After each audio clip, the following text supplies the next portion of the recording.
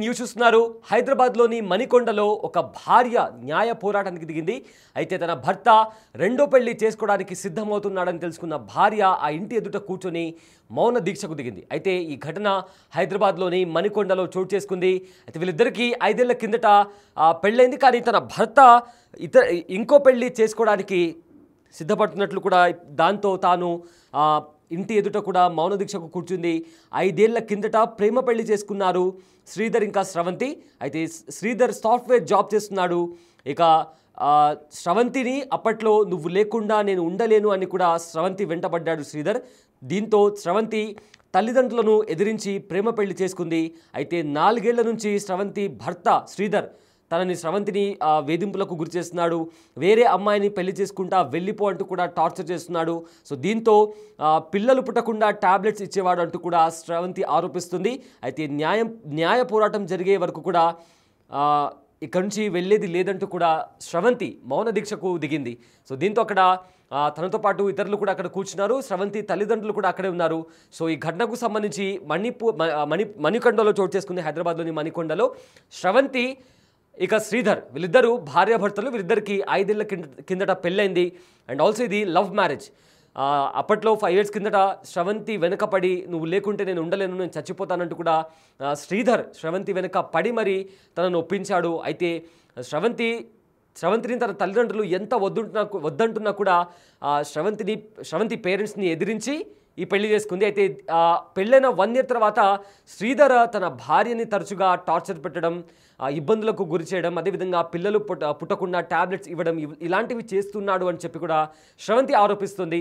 అయితే ఇప్పుడు ఏకంగా రెండో పెళ్లికి సిద్ధమవుతున్నాడంటూ కూడా స్రవంతి ఆరోపిస్తుంది. అయితే అక్కడ ప్రజెంట్ అయితే తాను మౌన దీక్ష చేస్తుంది. అండ్ ఆల్సో తనకు న్యాయం జరిగే వరకు కూడా ఇక్కడి నుంచి వెళ్ళనంటూ కూడా తాను అక్కడ ప్లకార్డ్స్ పట్టుకొని కూడా కూర్చుంది. అయితే స్రవంతి అక్కడ ప్రజెంట్ స్రవంతి అక్కడే మణికొండలో కూర్చుంది. తన భర్త వేరే అమ్మాయితో పెళ్లి చేసుకోవడానికి సిద్ధమవుతున్నాడని తెలిసిన స్రవంతి వెంటనే అక్కడ మౌన దీక్షకు దిగి నాకు న్యాయం చెయ్యాలి, నాకు న్యాయం చేయండి అంటూ కూడా అక్కడ కూర్చుంది. అయితే ఇది నేపథ్యంలో స్రవంతి మాట్లాడింది. అయితే తను ఏం మాట్లాడింది ఒకసారి విందాం. అండి, నా భర్త పేరు శ్రీధర్ కుమార్. ఈ ఇంట్లో మా అత్తయ్య మామయ్య ఉంటారండి. మేము ఇద్దరం ఇష్టపడి పెళ్లి చేసుకున్నాము. పెళ్లి చేసుకున్న తర్వాత చందానగర్లో ఇద్దరం ఉండేవాళ్ళము. 2020లో పెళ్లి చేసుకున్నామండి. 2020లో మా మ్యారేజ్ అయింది. మ్యారేజ్ అయిన తర్వాత 1 year మేము చందానగర్లోనే హ్యాపీగా ఉన్నాము. ఆ తర్వాత మా పేరెంట్స్ వాళ్ళ పేరెంట్స్ కలిసి ఇక్కడ బండ్లగూడలోనే గణపతి టెంపుల్లో పెళ్లి చేశారు. తల్లిదండ్రుల సమక్షంలోనే మంచిగా పెళ్లి జరిగింది. పెళ్లి జరిగిన తర్వాత కూడా మళ్ళీ మేము చందానగర్ ఇంట్లోనే వెళ్ళి ఉన్నాము. 4 years చాలా హ్యాపీగా ఉన్నాము. మధ్యలో నాకు ప్రెగ్నెన్సీ రాకుండా కూడా టాబ్లెట్స్ ఇచ్చాడు. నేను టాబ్లెట్స్ వేసుకున్నాను.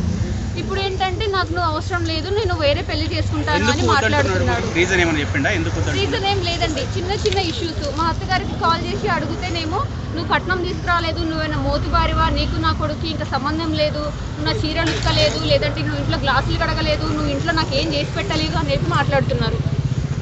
మీ అత్త మామ ఎట్లుండేవాళ్ళు మీతో? ఫస్ట్ నుంచి కూడా మా అత్తయ్య గారు అయితే కలవలేదండి మాతో. అప్పుడప్పుడు వచ్చేవాళ్ళు వెళ్ళేవాళ్ళు అంతేగాని వాళ్ళు మాతో ఎక్కువ ఉన్నది లేదు. ఈ ఇంటికి నేను ఎప్పుడైనా 1-2 సార్లు వచ్చినా కూడా నాతో ముభావంగానే ఉండేవాళ్ళు. సరిగా వాళ్ళు కలవలేదు. మీరు ఏం కోరుకుంటున్నారు? మీకు ఎలాంటి న్యాయం జరగాలి? నాకు కావాలి. నేను అంతకు మించి ఏది అడగట్లేదు. ఎందుకంటే 4 సంవత్సరాలు కలిసి ఉన్నాము సంతోషంగా. అన్ని తిరగని ప్లేస్ లేదండి. బెంగళూరు, కర్ణాటక, గోకర్ణ అట్లా అన్ని ప్లేసెస్ తిప్పాడు. మంచిగా ఎంజాయ్ చేసాం, హ్యాపీగా ఉన్నాము. ఇప్పుడు నాకు నువ్వు అవసరం లేదని మాట్లాడితే నేను ఏం చేయాలి? వేరే పెళ్లి చేస్తానని చెప్పి చెప్తున్నారు మా అత్తయ్య గారు. నా కొడుకు నీకు సంబంధం లేదు, నా కొడుకు నేను వేరే సంబంధాలు చూస్తున్నా అని చెప్తున్నారు. నేనేమైపోవాలి? పెళ్ళి అయ్యి తనతో 4 సంవత్సరాలు కలిసి ఉండి ఇప్పుడు నా పరిస్థితి ఏంటి? తను వేరే పెళ్లి చేసుకుంటే నేను ఏం చేయాలి? ఎస్, అయితే స్రవంతి మాట్లాడింది. 2020లో వాళ్ళిద్దరికి పెళ్ళైంది, ప్రేమ పెళ్లి చేసుకున్నారు. ఆ తర్వాత 1 year వరకు బాగానే ఉన్నాం. తర్వాత నన్ను వేధింపులకు గురి చేయడం స్టార్ట్ చేశాడు. అయితే రీసెంట్గా మా భర్త వాళ్ళ అమ్మ, ఎవరైతే స్రవంతి వాళ్ళ అత్త ఉన్నారో ఆవిడ కూడా నువ్వు కట్నం రాలేదు అంటూ కూడా దూషించడం, అవమానించడం ఇలాంటి పనులు చేశారు. నా కొడుకుకి వేరే పెళ్లి చేస్తానంటూ కూడా అన్నారు. ఇలా కొన్ని ఆరోపణలు చేస్తోంది స్రవంతి. అయితే తన భర్త ఇంకో పెళ్లి చేసుకుంటున్నాడని తెలిసింది. అయితే నువ్వు వెళ్ళిపో, నేను ఇంకో పెళ్లి చేసుకుంటానని కూడా అంటూ కూడా డైరెక్ట్ నాకే చెప్పాడు అంటూ కూడా స్రవంతి ఆరోపిస్తోంది. సో అక్కడ స్రవంతి తన పేరెంట్స్తో కలిసి కూడా అక్కడే ధర్నాకు దిగింది, మౌన దీక్షకు దిగింది. నాకు నాకు న్యాయం జరగాలి, ప్రేమించి పెళ్లి చేసుకున్నాను, నా తల్లిదండ్రులను ఎదిరించి మరి పెళ్లి చేసుకున్నాను, నువ్వు లేకపోతే నేను చచ్చిపోతానంటూ కూడా నన్ను అప్పట్లో బెదిరించి నన్ను నమ్మించి నన్ను పెళ్లి చేసుకున్నాడు. తీరా ఇప్పుడు నన్ను మోసం చేసి ఇతర వేరే అమ్మాయితో కూడా పెళ్లికి సిద్ధమవుతున్నాడంటూ కూడా శ్రవంతి ఆరోపిస్తుంది. అయితే దీనికి సంబంధించి కూడా శ్రవంతి పేరెంట్స్ కూడా మాట్లాడారు, వాళ్ళ అమ్మ మాట్లాడారు. ఏం మాట్లాడారు ఒకసారి విందాం. ఆ మాటకి ఆవిడ అన్నారండి, నీకు మాకు సంబంధం ఆయన మోతుబరివా, నువ్వు ఉన్నదానివా, నువ్వు మాకు కట్నం ఇచ్చావా అని ఆవిడ మాట్లాడు. సరే వదిన, తప్పు పంత అయిపోయింది, ఇప్పటికైనా సరే నేను అన్ని రకాలుగా చూసుకుంటా, నీ కొడుకుని నీ కాళ్ళు చూసుకుంటా, సారా పంపిస్తా, నీ కాళ్ళు పట్టుకుని నా పిల్ల సంవత్సరం తీసుకెళ్ళమన్నా. కుదరదన్నారండి. 2 రోజులు ఆగింది, అది మళ్ళీ ఫోన్ చేసి, ఏ వదిన అని, నువ్వు నాకు ఫోన్ చేయొద్దు, నా కొడుకు పెళ్ళి అయిపోయింది అని అనేసరికి నేను పిల్లని తీసుకుని అడావట్టుగా వచ్చానండి. ఇంకోటండి, వచ్చి నిన్న 11ంటికి వచ్చామండి, కనీసం పాస్కి వెళ్ళడానికి కూడా లేకుండా అండి, ఇట్లా గేట్ చేసుకెళ్ళిపోతే ఆడపిల్ల లేనంటే ఎటొకటి వెళ్తా, ఆడపిల్ల పాస్కి ఎక్కడికి వెళ్ళొద్ది, ఈ లోకల్లో ఆడపిల్లకి న్యాయం పెడితే మేము ఏమైపోవాలా? పల్లెటూరు ఎక్కడో సత్తపల్లి నుంచి వచ్చామండి మేము, మాకు తిండి లేదు, నీళ్ళు లేవు. ఎవరో తెలిసిన వ్యక్తి ఒక అతను వచ్చి, ఏంటి ఇక్కడ ఉన్నారు, ఇది పరుస్తాయి అంటే అన్నం తెచ్చి ఇచ్చాడు, అన్నం తిన్నామండి. ఆ కంపలమ్మడి పడుకొని మళ్ళీ లేసొచ్చి మళ్ళీ కూర్చున్నామండి. మేమేం చేయాలి? నా బిడ్డ జీవితం ఏంటి? నా బిడ్డకు న్యాయం కావాలి. అది. మీ భర్త పేరు ఏం పేరమ్మా? శ్రీధర్ కుమార్ అండి. శ్రీధర్ కుమార్. వాళ్ళ మమ్మీ డాడీ పేరు? లోకమాత అమ్మగారి పేరు, నాన్నగారి పేరు వెంకటాచారి, అన్నయ్య గారి పేరు చైతన్య కుమార్. మీకు ఎలా పరిచయం అవుతాను? మా హాస్టల్లో వాళ్ళ మరదలు జాబ్ చేస్తుండే అండి, మేమిద్దరం సేమ్ ఆఫీస్. అప్పుడు నేను ఫార్మాలో 5 years జాబ్ చేశాను, MSc కెమిస్ట్రీ అయింది నాది. ఆ టైంలో తను పరిచయం అయ్యాడు, ఇద్దరం అనుకున్నాము, పెళ్లి చేసుకున్నాము, హ్యాపీగానే ఉన్నాము. 1 సంవత్సరం తర్వాత మళ్ళీ వాళ్ళ పేరెంట్స్ వచ్చారు, మా పేరెంట్స్ వచ్చారు, ఇక్కడే గణపతి టెంపుల్లో పెళ్లి చేశారు. మళ్ళీ మేము ఇంటికి వెళ్ళిపోయాము, బాగానే ఉన్నాము. మధ్యలో వాళ్ళ అమ్మగారు మా దగ్గరికి రావడం పోవడం, ఇంకా ఏంటంటే అవి ఉన్నవి లేనివి అలా ఇలా స్టార్ట్ అయ్యి ఇద్దరి మధ్య చిన్న మనస్పర్ధలు రావడం మొదలైంది. అండి ఇంకో చిన్న మాట అండి, 4 సంవత్సరాలు మా పాపకి ప్రెగ్నెంట్ రాకుండా టాబ్లెట్స్ వేసి 2 సార్లు తేడా చేశారండి. మొన్న కూడా విడిపోయే ముందు కూడా టాబ్లెట్ వేసాడండి. లేకపోతే మా పాపకు 7 నెలలు 8 నెలలు ఉండేదండి, పాప ప్రెగ్నెంట్ ఉండేది. కడుపు కూడా రాకుండా పిల్లలేసి పిల్లలు ఈ విధంగా చేసి, ఈ పిల్ల వాడుకొని 5 సంవత్సరాలు వాడుకొని, ఇక నా కొడుకు పెళ్లి చేస్తా, నీకు సంబంధం లేదు, నీ కూతురు సంబంధం లేదు అన్నారు. మరి నా బిడ్డను ఏం చేయమంటారు, నన్ను ఏం చేయమంటారు, మీరే నాకు న్యాయం చేయండి.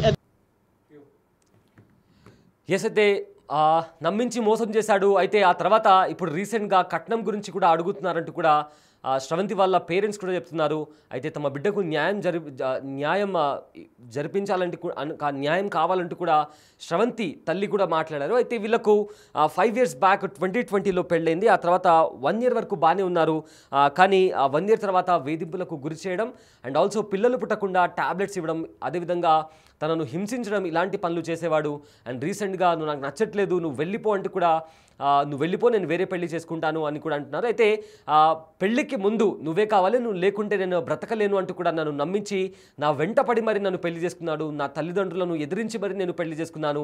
తీరా ఇప్పుడు 5 సంవత్సరాల తర్వాత ఇప్పుడు నాకొద్దు, నేను వేరే పెళ్లి చేసుకుంటాను, నన్ను వదిలిపెట్టి వెళ్ళిపో అంటూ కూడా టార్చర్ పెడుతున్నారు. అదేవిధంగా మా అత్తగారు కూడా, నువ్వు ఏమైనా కట్నం తెచ్చావా, వెళ్ళి కట్నం తీసుకురాపో, ఇలాంటి మాటలు అంటున్నారు, నన్ను బాధ పెడుతున్నారు, నన్ను ఇబ్బంది పెడుతున్నారు అంటూ కూడా కొన్ని ఆరోపణలు చేస్తుంది. అదేవిధంగా శ్రవంతి తల్లిదండ్రులు కూడా సేమ్ ఇదే మాట అంటున్నారు, నా కూతురికి న్యాయం కావాలి అంటూ కూడా వాళ్ళు అక్కడే ఆ ఇంటి ముందరనే కూర్చున్నారు. అయితే మాకు న్యాయం జరిగే వరకు కూడా ఇక్కడి నుంచి కదలము అంటూ కూడా మౌన దీక్షకు దిగారు శ్రవంతి. ఇంకా మరికొంతమంది అక్కడే కూర్చొని కూడా శ్రవంతికి వాళ్ళ పేరెంట్స్ కూడా అక్కడే కూర్చొని మౌన దీక్షకు దిగారు. సో దీంతో ప్రజెంట్ అక్కడ మణికొండలో ఆవిడ వాళ్ళ ఇంటి ముందర కూడా అక్కడ కూర్చోంది.